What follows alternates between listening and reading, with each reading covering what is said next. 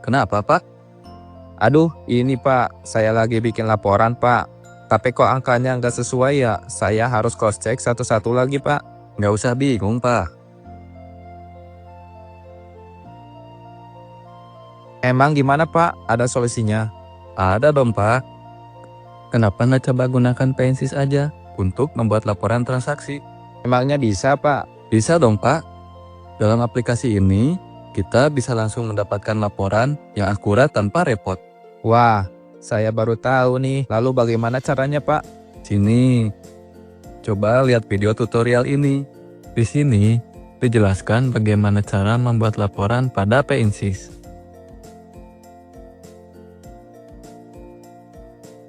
Selamat datang di seri video modul report dan dashboard SPBU. Di modul ini, Anda akan mempelajari menu transaction report pada aplikasi Pensis.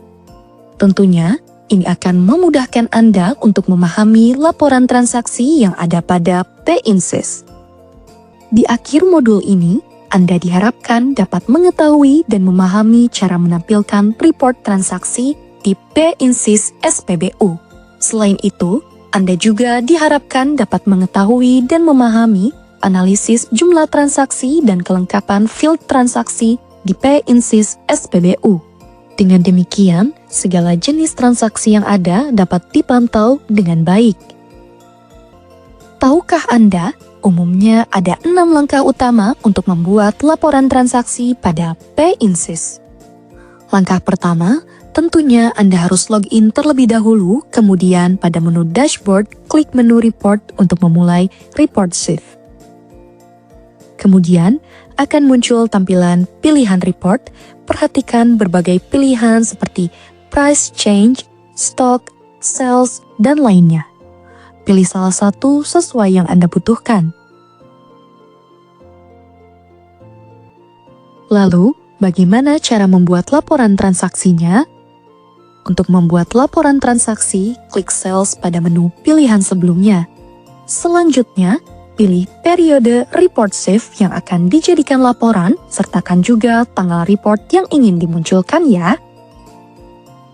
Setelah itu, klik review dan akan muncul sales report untuk periode yang ditentukan. Pastikan jumlah total pada semua report sudah sesuai ya.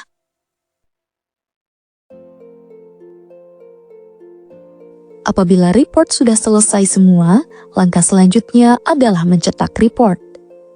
Klik icon import file pada bagian kiri untuk export report agar mudah di-print. Kemudian klik save untuk menyimpan data. Setelah report tersimpan, kembali ke menu pilihan sebelumnya dan pilih host delivery dan ikuti langkah sebelumnya pada sales untuk membuat host delivery. Jika report sudah muncul, klik print untuk mencetak report, pastikan ada bagian tanda tangan supervisor dan attendant ya.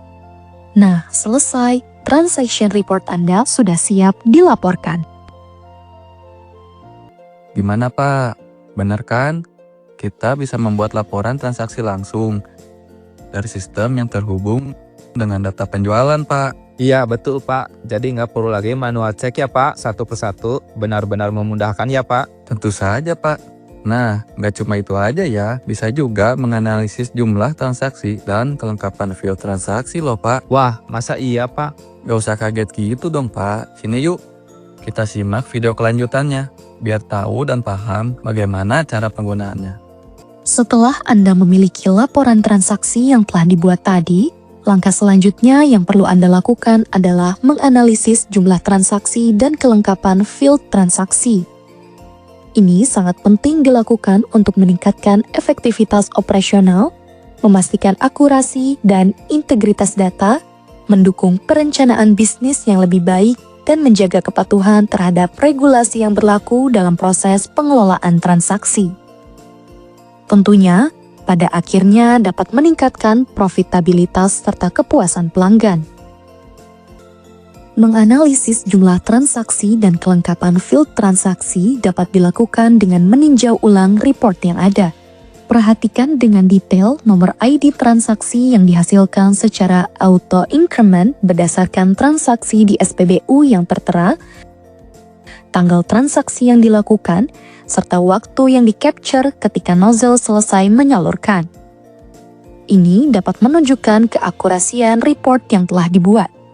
Kemudian, perhatikan juga PU atau H atau produknya yang berupa tempat pulau atau display dispenser atau produk yang dikeluarkan oleh dispenser dan price atau harga per liter produk. Bukan hanya itu saja yang perlu dianalisis, Anda juga perlu memperhatikan volume atau jumlah BBM dalam satuan liter yang dikeluarkan oleh dispenser. Kemudian, value jumlah harga dalam rupiah yang dibayarkan oleh konsumen, serta payment atau tipe pembayaran yang dilakukan. Hal ini dilakukan untuk menghindari adanya fraud.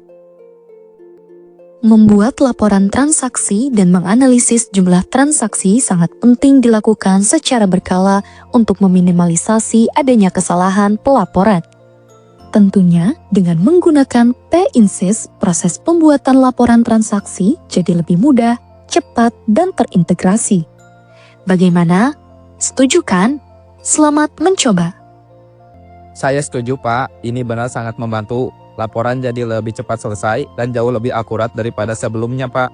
Betul Pak, dengan P-Insys kita bisa lebih efisien. Semua transaksi sudah otomatis terekam dengan baik. Jadi kita bisa lebih fokus ke pelayanan pelanggan. Benar sekali, terima kasih ya Pak. Siap, sama-sama Pak. Saya kembali ke kantor ya.